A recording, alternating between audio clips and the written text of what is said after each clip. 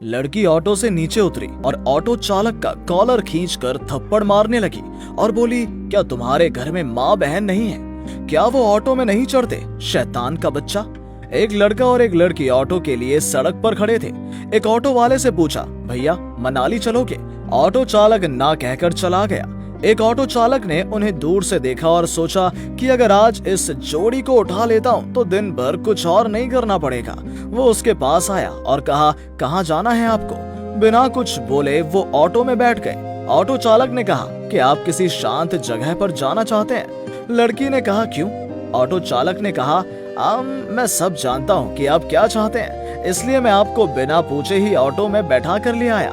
कितने लोगों ने मेरे ऑटो में क्या क्या किया है। जिस दिन मुझे ऐसा कोई मिल जाता है, मुझे उस दिन किसी पैसेंजर की जरूरत नहीं होती। मुझे अच्छा खासा मुनाफा होता है। लड़के ने कहा, मुझे आपकी बातें कुछ समझ नहीं आई भैया। ऑटो वाले ने कहा, शर्म किस बात की है भाई? शर्माइए मत, आप अपना काम चालू रखिए, मुझे कोई आपत्ति नहीं होगी। मुझे ऐसी चीजें देखने की आदत हो गई है। इस बार लड़की को थोड़ा गुस्सा आया और बोली, अरे भैया आप क्या सोच रहे हैं? जरा बताइए साफ साफ क्या कहना चाहते हैं? ऑटो वाले ने कहा, अरे कितनी ही लड़कियां देखी हैं मैंने। पहले तो वो शर्माती हैं, फिर ऑटो में काम खत्म करती हैं। एक काम कीजिए, ऑटो में पर्दा डाल दीजिए और मैं ऑटो को एक शांत जगह पर ले जाकर खड़ा कर दूंगा। फिर आराम से आप अपना काम कर लीजिए। मेरे ऑटो के सामने कोई नहीं आएगा, मैं ध्यान रखूंगा। बस मुझे थोड़े एक्स्ट्रा पैसे दे देना। लड़की ऑटो से नीचे उतरी और ऑटो चालक का कॉलर खींचकर थप्पड़ मारने लगी और बोली, क्या तुम्हारे घर में माँ बहन नहीं है? क्या वो ऑटो में नहीं चढ़ते? शैतान का बच्चा। अचानक पड़ोस के लोगों को पता चला कि क्या हुआ है। फिर लड़के की ओर देखा और कहा, इस शैतान के साथ क्या करें? तुम जानते हो ये लड़का मेरा भाई है, हम भाई बहन हैं। लड़के ने कहा, इन ऑटो चालकों की वजह से भाई बहन एक साथ ऑटो में भी सफर नहीं कर सकते।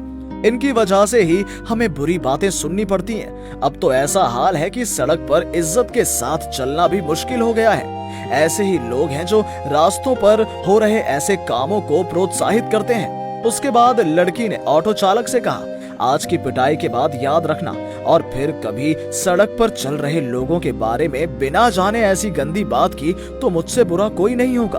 बिना मेहनत कमाई करने की लालसा छोड़ दो और कड़ी मेहनत करो तो तुम भी इस पाप से मुक्त हो जाओगे।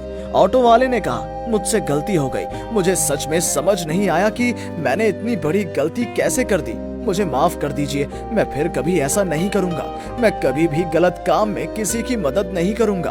कृपया मुझे माफ कर दो। सुना है कि गलत काम करना और गलत काम में मदद करना दोनों ही समान अपराध है।